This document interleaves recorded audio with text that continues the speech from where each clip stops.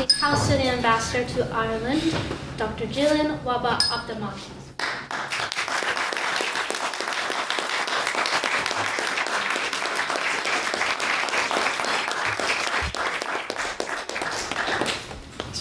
Take your seat. Just there. Yes.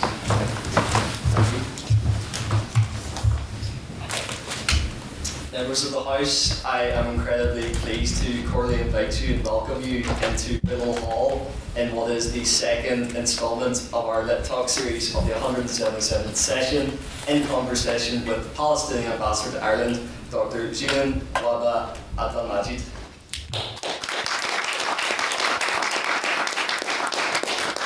Dr. Jilan Wahba Abdalmajid is a Gaza native and Palestinian diplomat who has been the Palestinian Ambassador to Ireland since November 2024, following the formal establishment of diplomatic relations between Ireland and Palestine on the 29th of September 2024.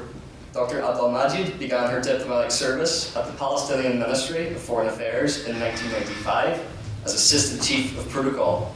She was then posted in Cyprus, where she completed her doctorate in business and political marketing before arriving in Ireland in August 2013 as deputy to the former ambassador Ahmad Abdul-Razak. Since then, she became the head of the mission of the Palestinian Authority in Ireland in 2020. The elevation to full ambassador followed Ireland's recognition of Palestine on the 28th of May 2024.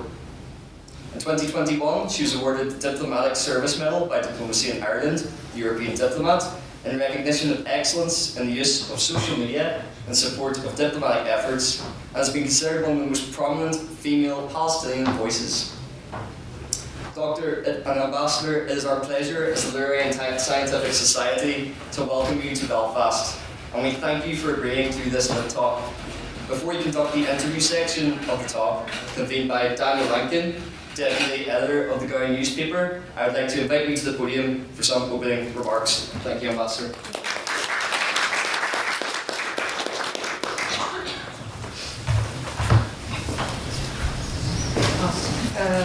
Thank you very much, Pacific Society, and I would like to show gratitude for me to be here.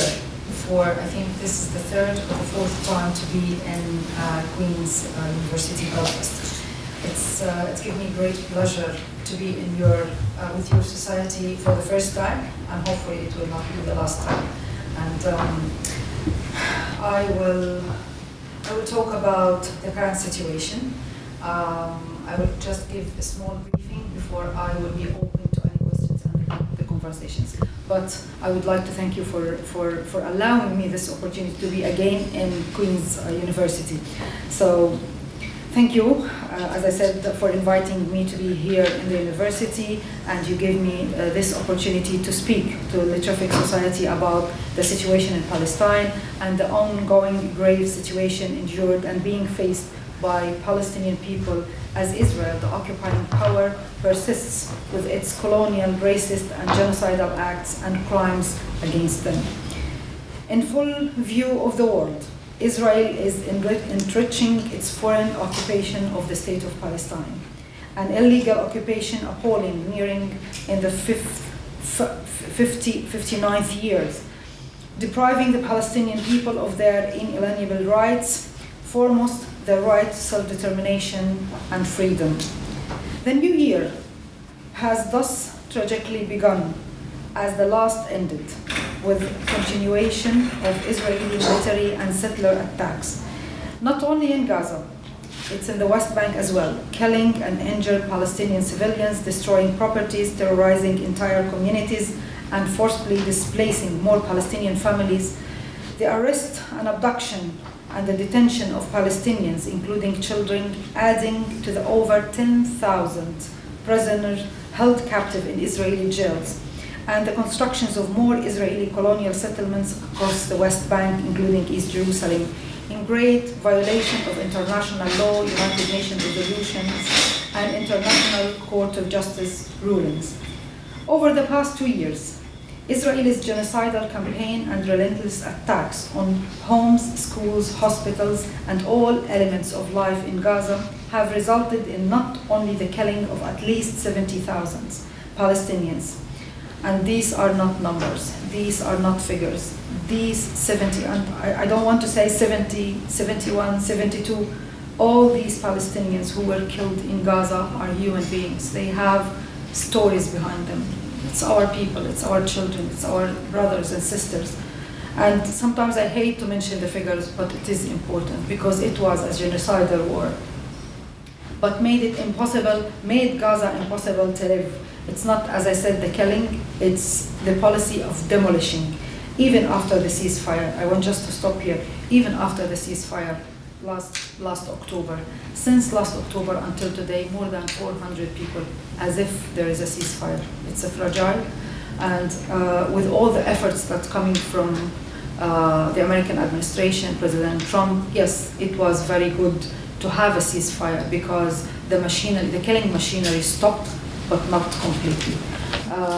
With all the efforts that to stop this genocidal war against the Palestinian Gaza, it didn't completely stop, and the suffering continue with different cases. And I'm sure that we will touch base on these things later on in today's. So, however, the real estimates indicate a much higher number, with thousands of people missing or trapped under the rubble.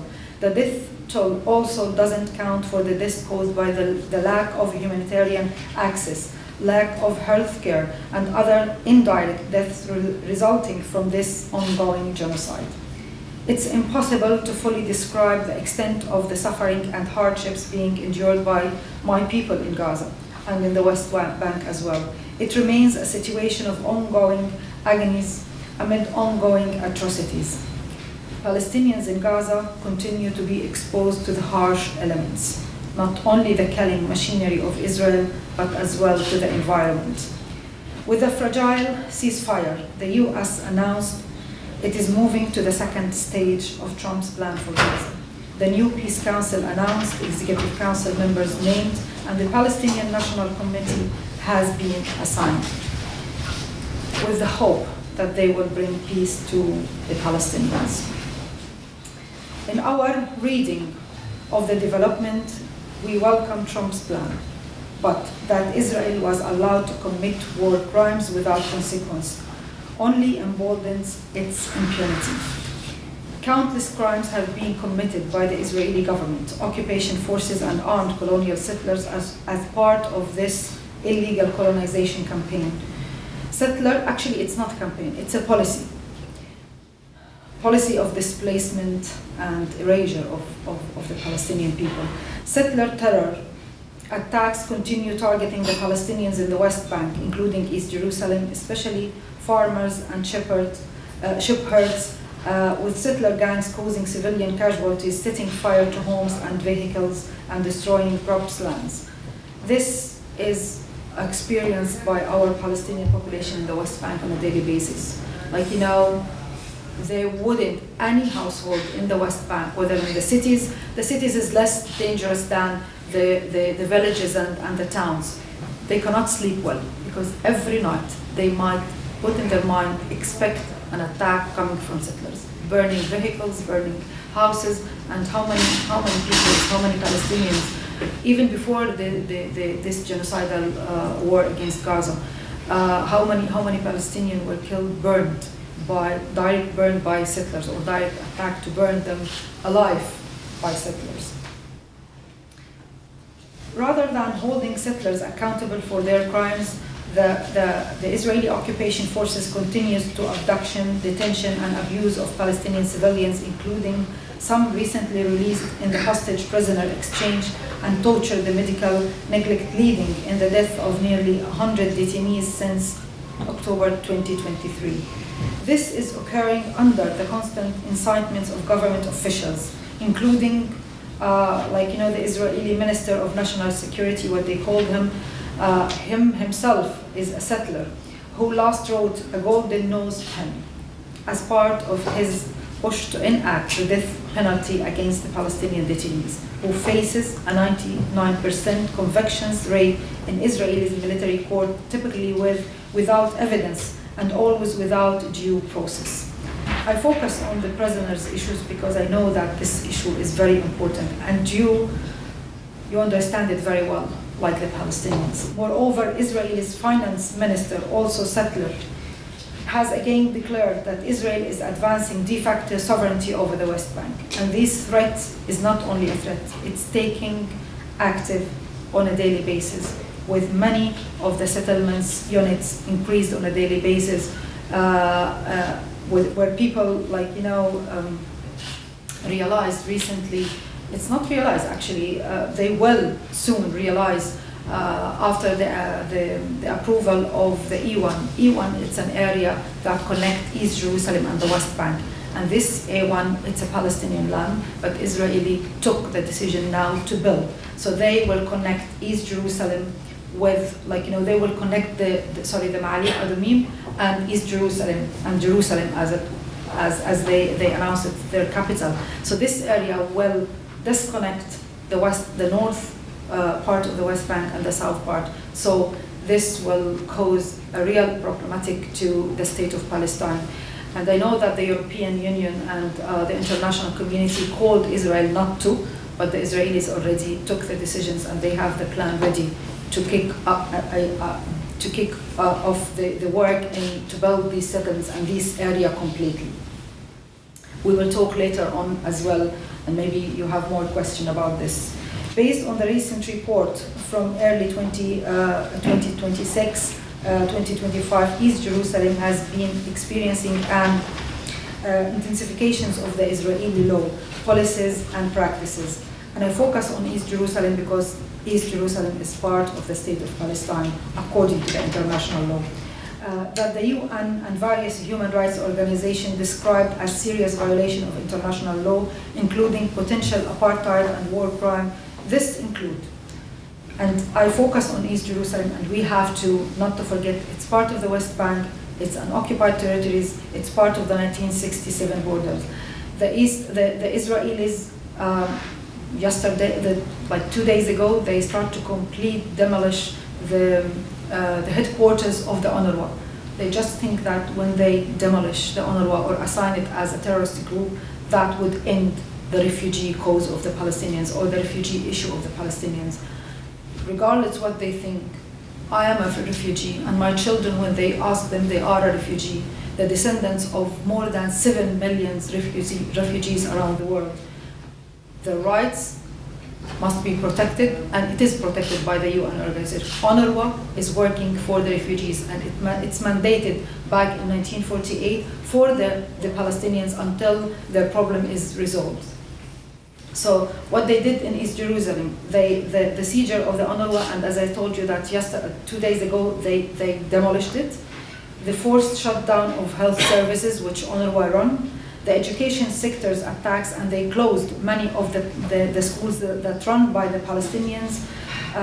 And of course, these obstacles that put for the teachers who teach in East Jerusalem schools, and they prevented them from coming from the West Bank, the part of Ramallah or other cities in the West Bank.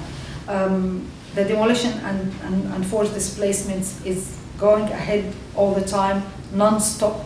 The settler violence and takeovers and the access, restriction access to the holy sites in East Jerusalem. This illegal colonial apartheid occupation and its genocidal war on our people must be brought to an end. This necessitates more than ever serious action by the international community to uphold international law and legal obligations to act vis-à-vis this illegal, inhumane situation. It's the time to put a halt to this impunity that totally contradicts and undermines any and all efforts to achieve a just, lasting and peaceful solution that will finally ensure the rights of the Palestinian people, including to self-determination and to the independence of the state of Palestine. And that will be the cornerstone for peace in our region and the whole world. No peace, no stability without the just cause of the Palestinian assault and in the occupation and have the state of Palestine free for its people. Thank you very much.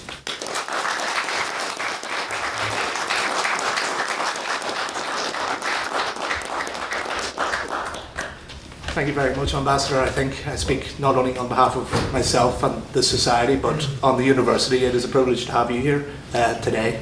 I'd just like to start by asking about your work in Ireland and Ireland more broadly in the place of international affairs. So you became head of the mission in Dublin, I believe, in 2020, elevated, of course, to the ambassadorship in 2024. Did you notice any noticeable differences in your work there at all? For me in Ireland, no. The only difference that I really start to realize after I become the ambassador is the order of precedence. Like, you know, when ambassadors invited to an official event, there is a precedence. Like, you know, you comes as when you, you present your credentials. And this is the only difference I felt. Like when I become the head of the mission of Palestine back in 2020, I presented my credentials to President D. Higgins like any other ambassadors with full ceremony. So I didn't feel all the privileges and immunities given to embassies were given to the Palestinians, were granted to the Palestinian mission. So all this time I was meeting, going, coming, meeting officials like any other diplomat accredited to Ireland.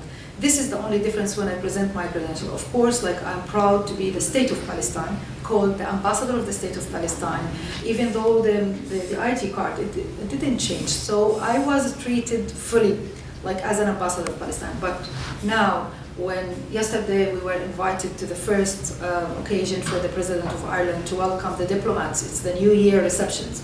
So I was so proud that, they were calling me the Ambassador of the State of Palestine. I took my precedence before people who present and after people who presented their credentials. So I'm on the right place.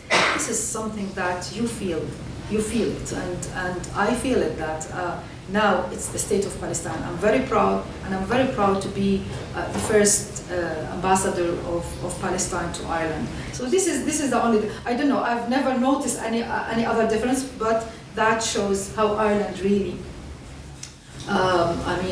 treated the Palestinians, whether they are official, not fully accredited, or when they become the State of Palestine. Yes, I recall. I think it was in 2014. The Dáil had a vote where they nearly unanimously voted to recognise Palestine in the end. And then it was a year and a half ago, alongside Norway, Spain, and I think Slovenia, that they all recognised Palestine. And then, as we know, back in last autumn, Canada, the UK, Australia as well. Do you think that Ireland is generally on the right track concerning the relations with Palestine? Yes. And to be honest with you, I know that we see that, Ireland always show this solidarity and support, whether on the government level or on the nation level, the people level. This is non-negotiable. This is, I never just negotiate about this. So the Irish government show this leadership after October 23, and their position, the role that they played over the past 2 years towards the cause of Palestine, whether within the EU, within the international organizations or the United Nations, they really show leadership in supporting the rights of the Palestinian people and their just cause. So Ireland showed this solidarity before the genocidal war against the Palestinians, and after that their position were very strong. And of course, this is not only a reflection of how the nation, how the people of Ireland support the Palestinians, but them with this history of support for the Palestinians, and we share the same history of, as you know, of colonization. Yes, absolutely. I'd just like to ask. So, Ireland, I believe the US, for example, import more from Ireland than they do from Britain. They're the second biggest source of imports in all of Europe. But at the same time, there's been instances where American politicians and diplomats have criticised the relationship. I recall, I think it was a few months ago, that Mike Huckabee, the American ambassador to Israel, said that Ireland's Occupied Territories Bill was an example of diplomatic intoxication. So Ireland is having an economic relationship with the most powerful economy in the world. How can we have some sort of political leverage in making relations more cordial? Listen, I mean, the Occupied Territories Bill, I was on this when first Senator Francis Black submitted this bill to the Senate, and with all the stages that passed, 5 stages over the Senate to pass this piece and then move to the dole. I was on all these discussions, officially and unofficially, when there is campaigns going around in Ireland. The bill in itself, it's according to the Irish position towards international law and respect of human rights, and it's as well show the Irish position toward justice and human rights. This bill, it's according to the international law. It was written, it was approved, all of the stages. It wasn't at all in any stage with all the opinions and views that come from experts of international law. It's according to the international law. That doesn't mean something that today, because Ireland is they have trade relations with X or Y or Z, this will be accordingly to implement this bill. This bill in itself, it's part of legislation that it's according to the international law. It's not contradict the international law. So it will go it's for the occupied Palestinian territories. At the first time when it was submitted or introduced to the dole, it was for general phrase of occupied territories. So the idea itself is that when something is presented to the legislative council here or to the legislation, I'm sure that there are many legal views to evaluate and to put it. But the people who present it as well, they did their homework on researching and get the views of experts of international law and European law experts. So this piece of bill was put according to the international and European law.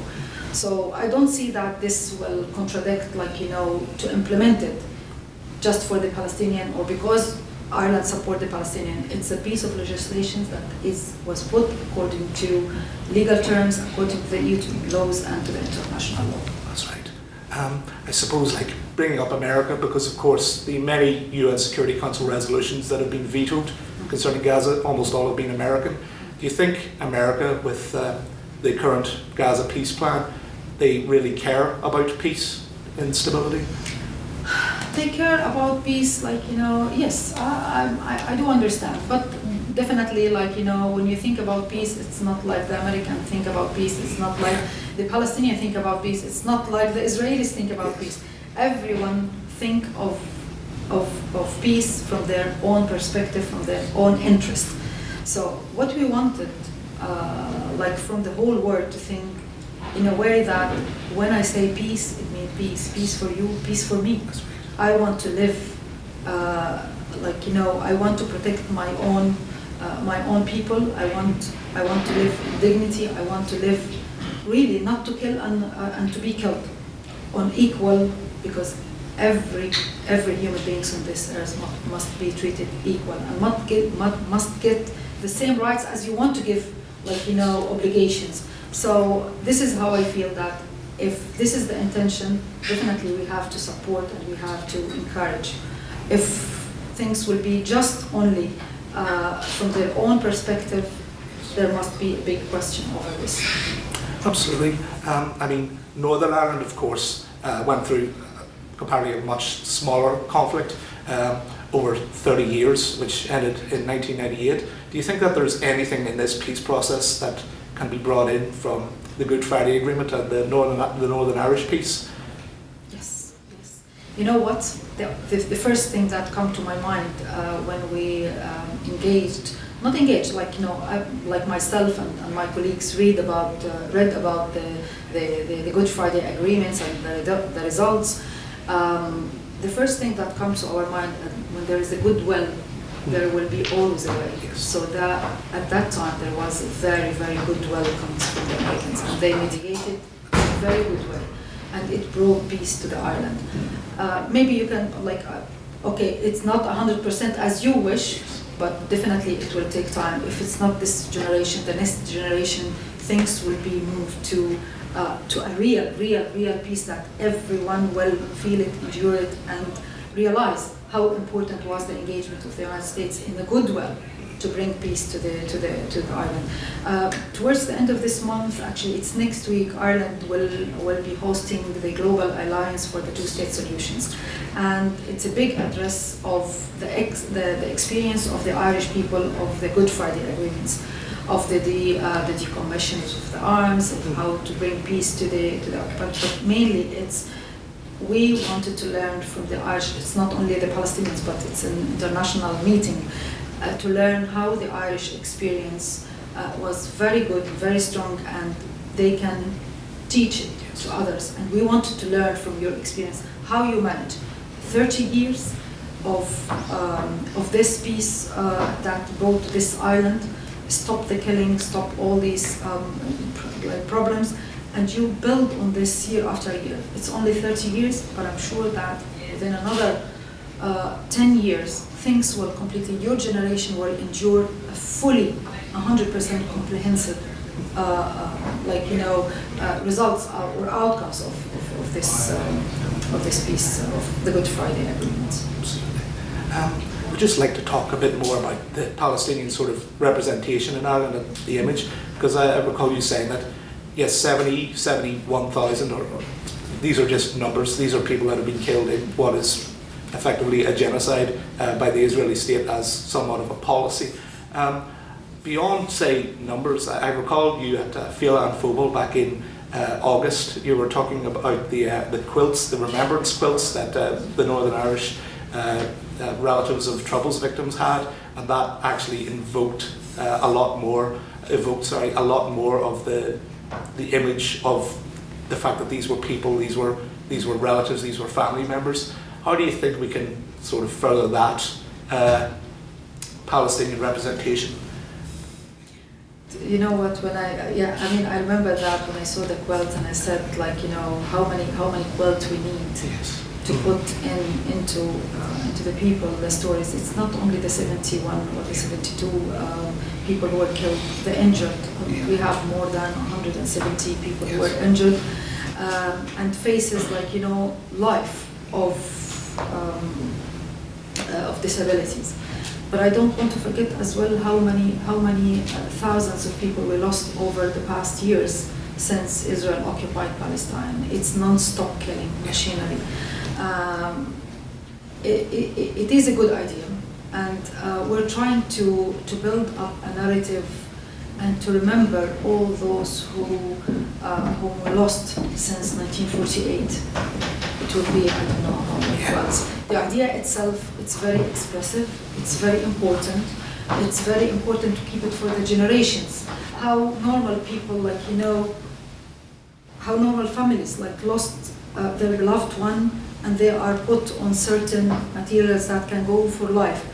The idea itself, I took the idea to Palestine. I don't know to what extent they are, but definitely it's in my mind. And I wanted to have such a project in Palestine, maybe with maybe non-governmental, but with certain organization or community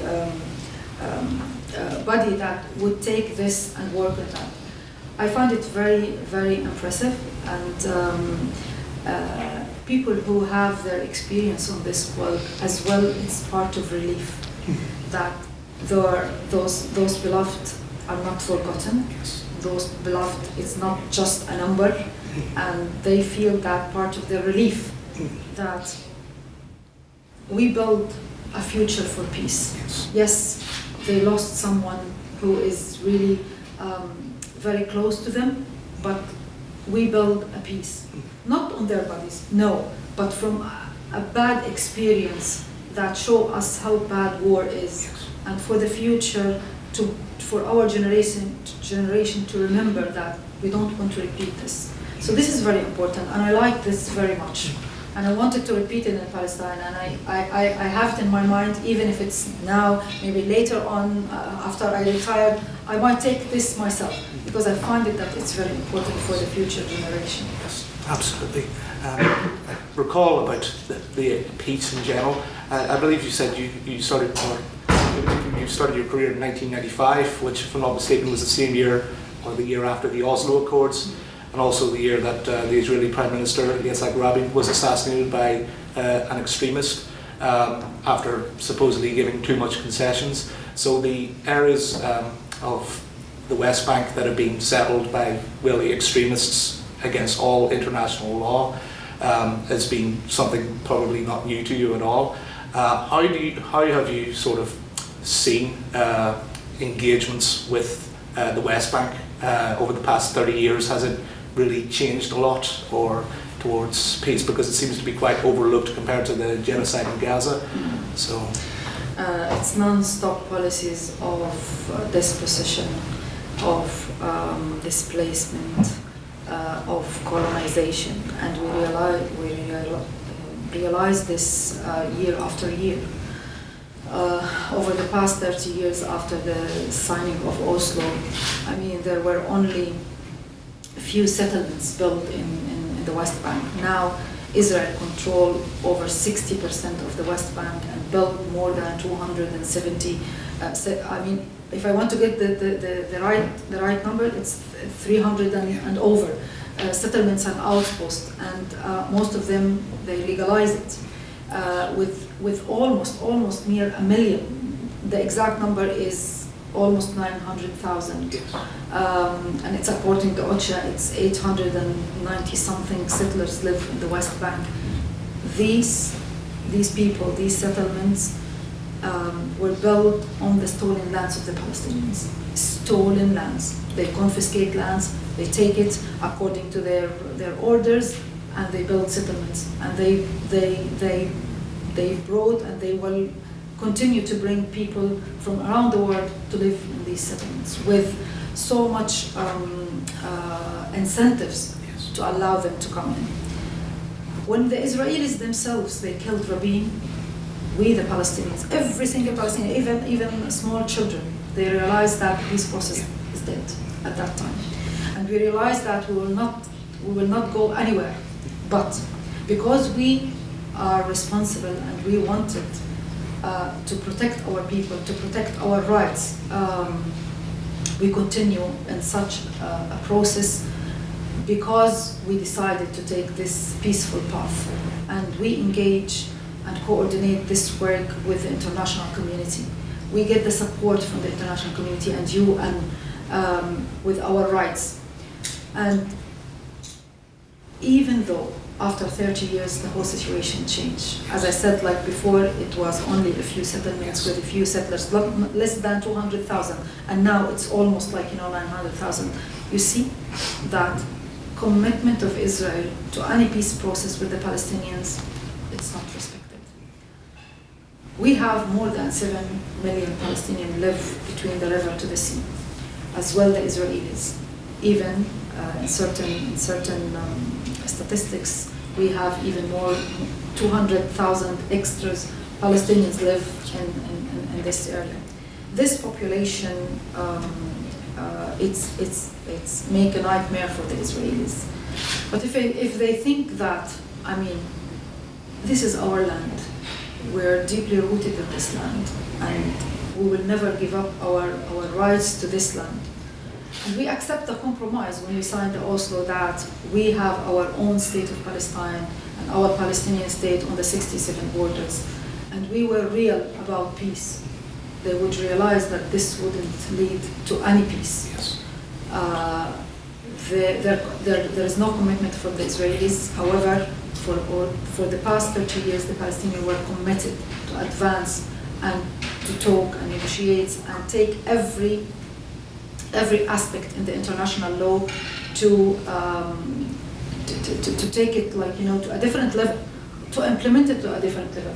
But it didn't work with the Israelis, and that we couldn't until Israel launched this aggression back in 2003, and certain reports, UN reports, say that it's level to a genocide. You realize that the Israelis, they don't want peace, and they just want the land. They want to colonize in this land, and this land for the Israelis, and we don't want any Palestinian. This is what we see and we practice in Gaza, because Gaza completely flattened. Gaza, there is no possible life, normal life for the Palestinian who left. And by the way, we still have 2.1 million Palestinians live in Gaza in a very, very, very,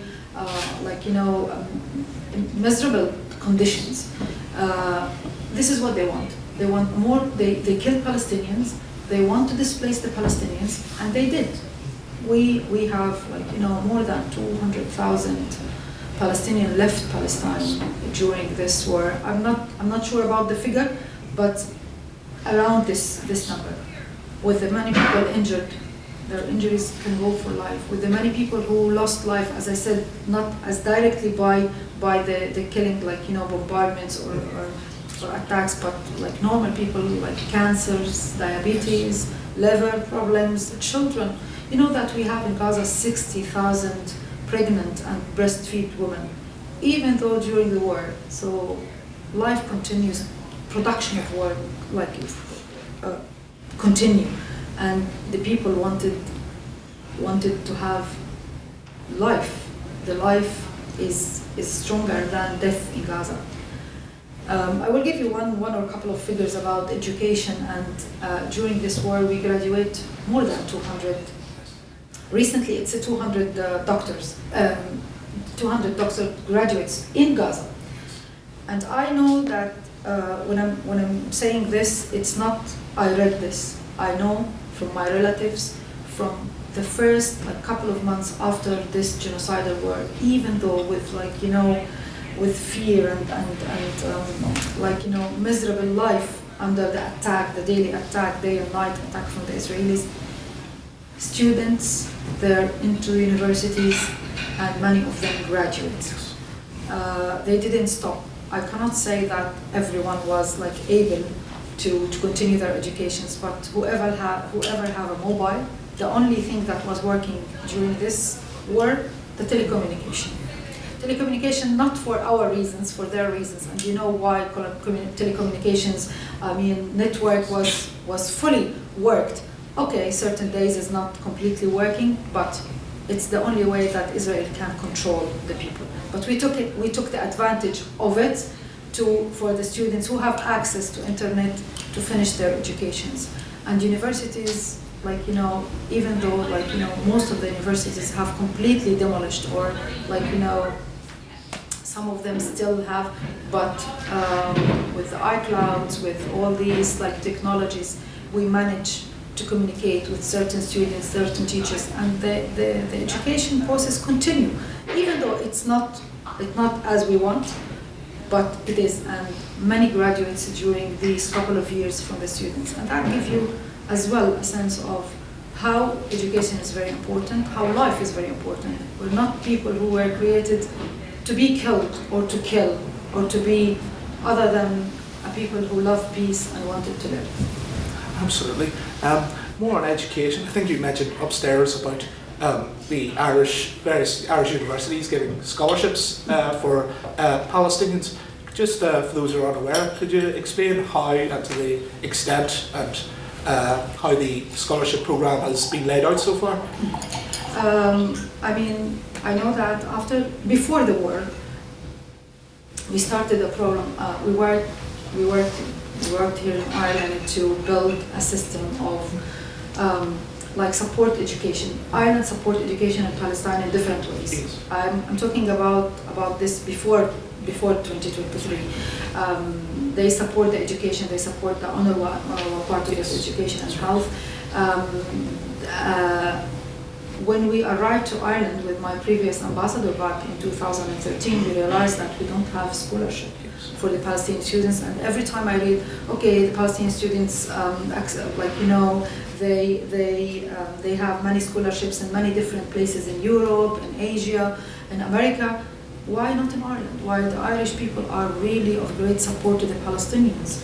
So we made our homework, we researched, and we worked hard with the Irish universities, and we managed to get approval, and many of the universities, actually all the universities, welcome the idea of hosting Palestinians with a scholarship, whether it's fee waiver, EU waiver. But anyway, we did the whole research and we presented to the Irish governments, and of course they take their time. I remember at that time Minister Simon Coveney with the Irish government decided to have this program for the Palestinian students, and they offered 30 scholarship for postgraduate master degree for 1 year to be fully covered by the Irish government. And that program runs since 2019, and every year we receive 30 students coming from Gaza, and insist Gaza, West Bank and East Jerusalem to come to Ireland for their program.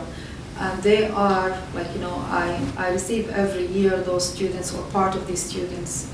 They are amazing. They were selected, not selected, of course, they passed all the examination and the interviews, but they are amazing students representing Palestine in Ireland, and this program runs since then. And I know after the war, actually many of the Irish universities as well, they wanted to help the Palestinians. And as well, I visited many of these universities trying to put a program to online education, because I don't want our students to leave Gaza. So many of them, they decided to go into a different level and take some students to help them to finish their education. And the program run by many of the universities, and they have students. We have more than 60 students, not through the embassy, but through direct engagement with the Irish universities, who have full scholarship, postgraduate, undergraduate in the Irish universities. And you just told me that as well, Belfast is as well hosting Palestinians under the University of Sanctuary, and this is very, I was very pleased to know this news, and I hope that this opportunity is given to the Palestinians. You will not regret it. The Palestinians are really very, very good students and prominent students. Just one last question before I open it up to the audience. It's quite very recent news. So the WEF is occurring currently at the moment in Davos. On Tuesday, Donald Trump stated that the UN had never helped him and that his Board of Peace could help replace it. And I think 2 hours ago, just this morning, upon when it was signed, he said that he's a real estate person at heart. It's all location, which perhaps maybe echoes what he was saying last February about Riviera and so on. What do you think of that? Does that follow sort of dehumanizing remarks he's made, or? I just wanted to note something, that the Board of Peace was created by a mandate of the United Nations to bring peace to Gaza. And this is the main mandate, that the Board of Peace is actually mandated for a couple of years to bring peace to Gaza. This is the main aim. And when I say mandate, so it's international body that must be formed to protect and to bring, not to protect, to bring peace to Gaza. If President Trump wanted to take it to a different level, I mean, I'm not here in a position to discuss this. This is something that I see that Europeans already, they are not happy with that. They rejected, some countries, they rejected this plan. So the main idea of this Board of Peace was for Gaza, mandated by the UN for 2 years.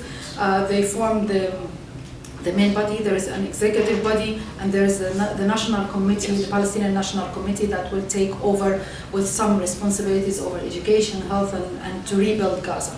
And this is the main idea of this. So President Trump wants to take it to a different level. This is completely to the international community to see where to stop it, where that it's dangerous, where to abide by these. But this is exactly the pictures from the Palestinian side. And we support our Palestinian community. We know that they are working according to the Palestinian interest. And we hope that this will be within the mandate of the United Nations, the Security Council 2803. I'm just going to put it to the audience. Sorry, does anyone have any questions at all? Yes, go ahead. This is a little bit unserious, but Eurovision now is in a lot of controversy with a lot of people pulling out because of Israel's participation. And what do you think of like soft power being wielded? Because that's something that Ireland and Palestine are doing, and something that Israel does through Eurovision, as with most other countries. And do you think like a boycott is effective, or it shows like the proper solidarity, or like basically what your opinions on Eurovision and Israel? Listen, the BDS movement is a very strong movement. I know that in Ireland they have a very strong history over the dance stores and the apartheid regime in South Africa, and how Ireland like led in that during that time. And so the BDS now moved to have campaigns over the Palestinians and the Palestinian cause. The idea itself is that nations and people, they wanted to do something. Sometimes their governments come together, like the governments and the nations or the people, they come together with an agreement over sanctions. In certain countries they did. It's like Colombia, I don't want to, Spain. And other countries, the people are working and not all the time agree with the governments over certain sanctions or how to hold Israel accountable over the crimes. The BDS comes as it's a way how the nations express their support to the Palestinians, and they say that Israel must be held accountable. If the governments, the international organizations wouldn't take any actions, we can do little things to say to Israel that you do wrong. There's crimes against humanity are perpetrated against the Palestinians, and we must have a saying. You live in a democratic state, so you're allowed to go through certain actions by yourself, even if someone without even affiliated or engaged in any local organizations, he can come and say, okay, there is a list. There is a list by the Human Rights Council, which is for companies, but there is many lists announced by the BDS that they are have engagement with the illegal territories occupied by Israel, the illegal the occupied territories in Palestine. So they decided, this company is working with the illegal territory. The settlements built illegally in Palestine, and they said we don't want to buy these products. It's totally up to them. This is how they decide that I don't want to buy this thing because I want to tell off to Israel because of the crimes that they perpetrated against the Palestinians.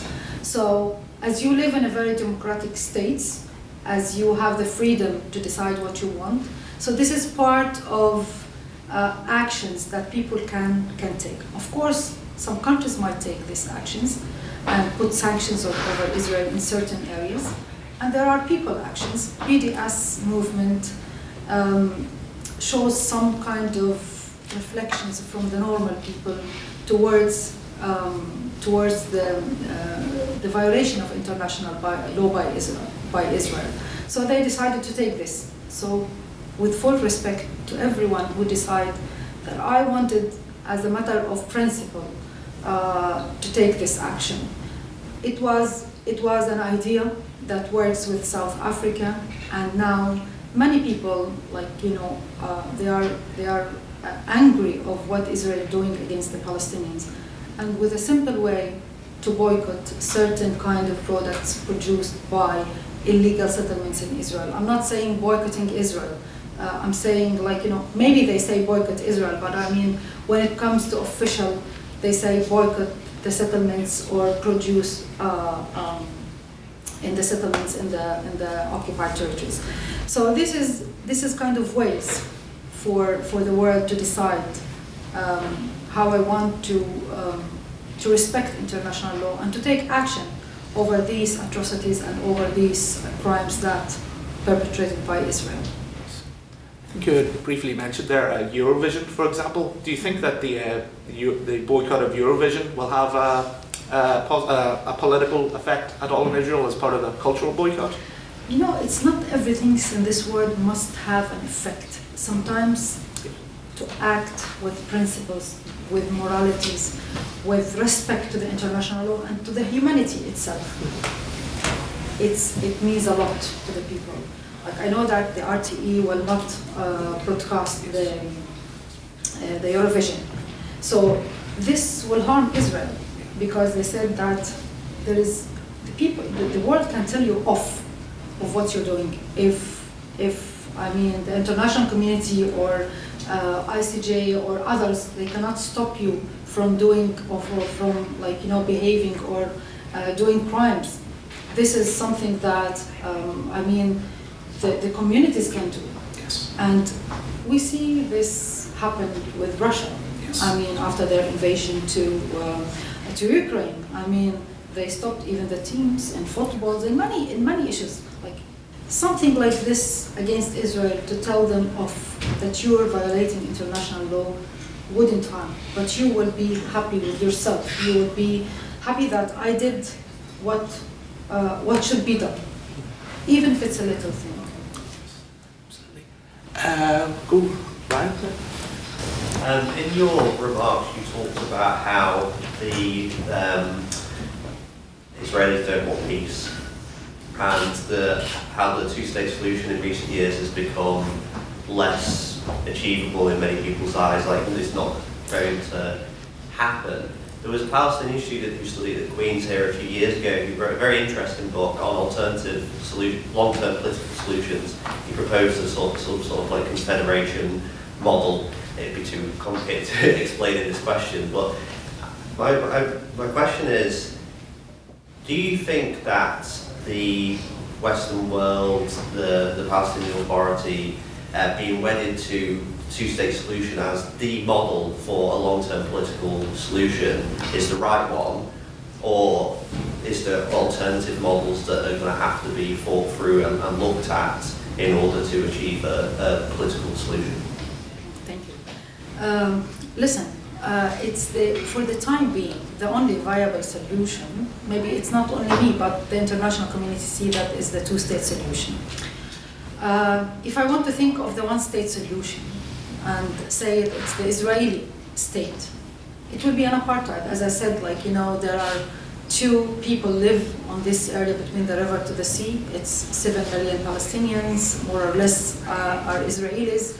It will be an apartheid, and it will collapse. The experience of South Africa, apartheid will collapse.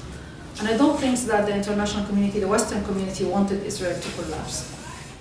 If it's the Palestinians, no one in this world will accept this, if it will be a Palestinian state. So the only viable for the minutes that goes for both sides is the two-state solution.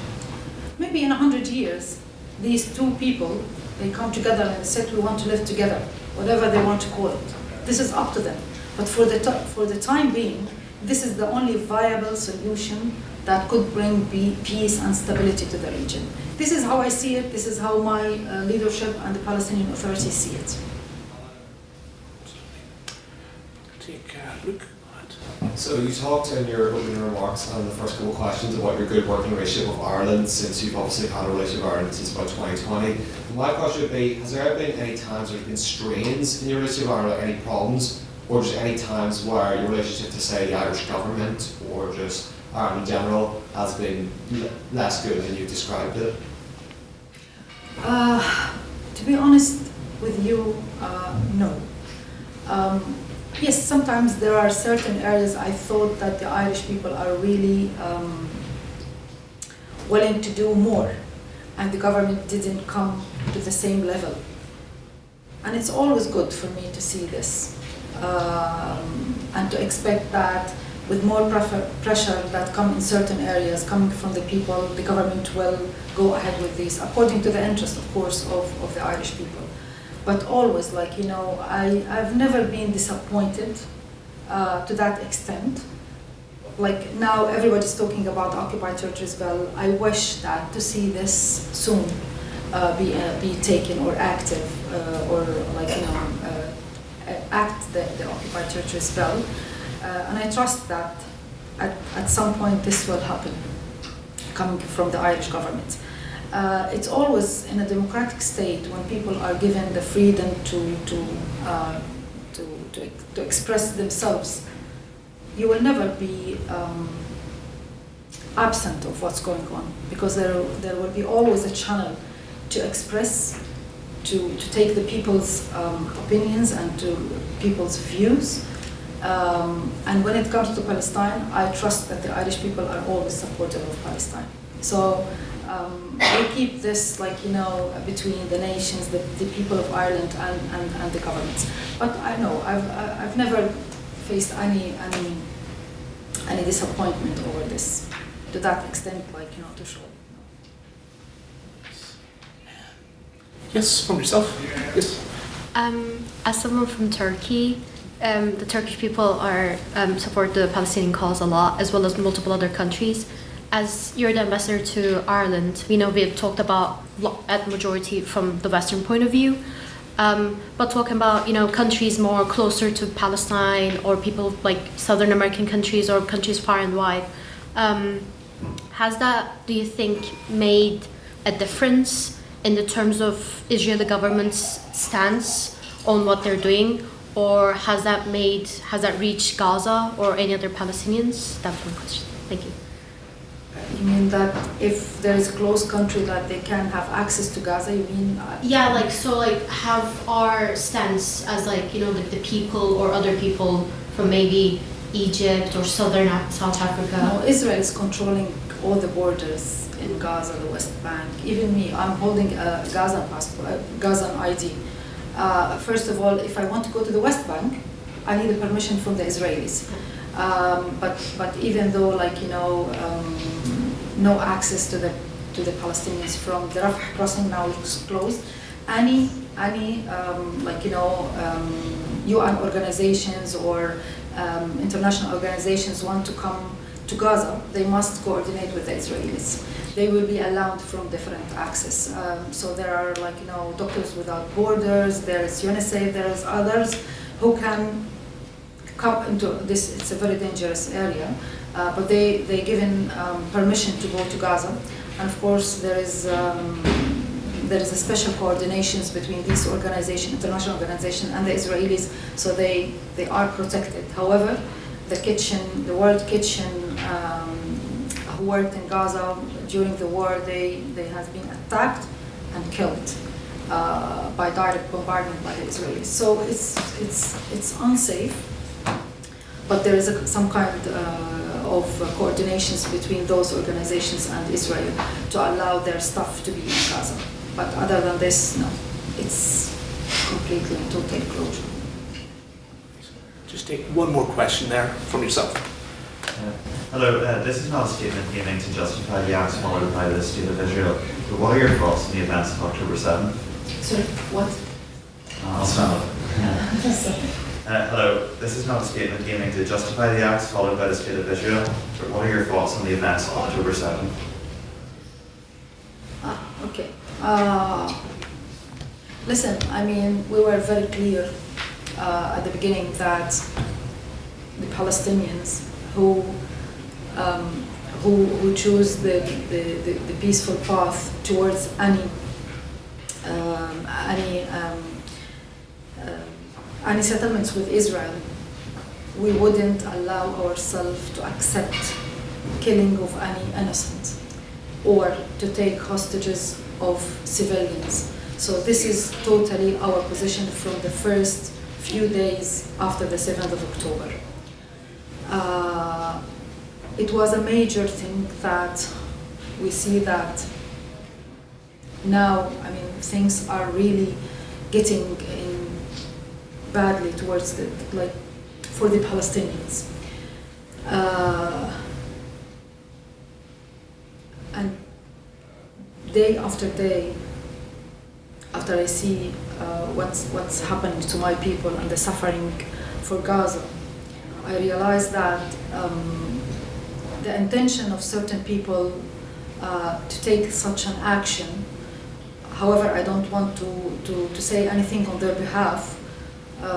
They have the intention to do something, and the whole thing completely turned off with the Palestinian leadership saying that clearly, that we're against the killing of innocent, we're against to take hostages of innocent.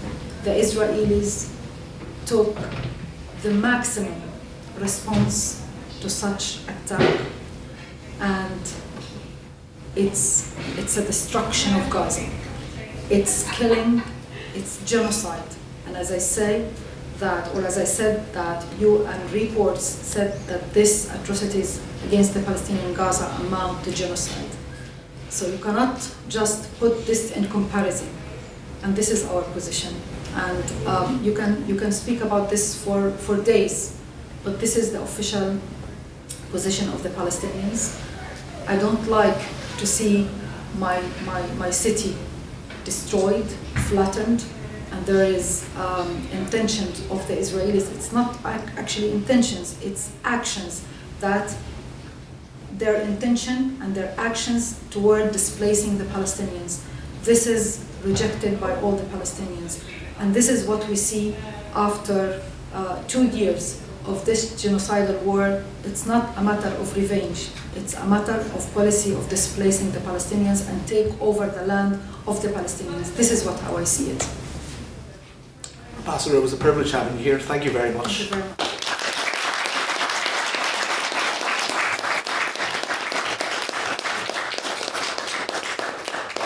Yes, members of the House, what you've witnessed here today is a demonstration of 3 of the core values of our society, values which we pride ourselves on, the ABCs of the horrific, if you will. A, for accessibility, that we believe that everyone, regardless of their background, should be able to come up to the podium and share their experiences. You'll notice throughout this LitTalk, it wasn't just the quantitative, it wasn't just the facts and figures, it was actually the qualitative as well. The experiences of those people, that they're not just numbers, as we mentioned, to back this up. That makes a speech, as any great debater knows, all the more powerful, and it helps us to empathise as well. B, for boldness, despite controversy, opposition, or polarisation that might surround the topic, that we're not afraid to speak about it, that we can stand up and speak about it, and that feeds into C, for confidence, that in spite of opposition, polarisation and controversy, that you feel the confidence to walk up to the podium, to present your case and to defend your background whenever you're challenged. And for displaying all 3 of those core values today, Ambassador, I would like to present you with a Rutherford pin badge on behalf of our society. Thank you very much.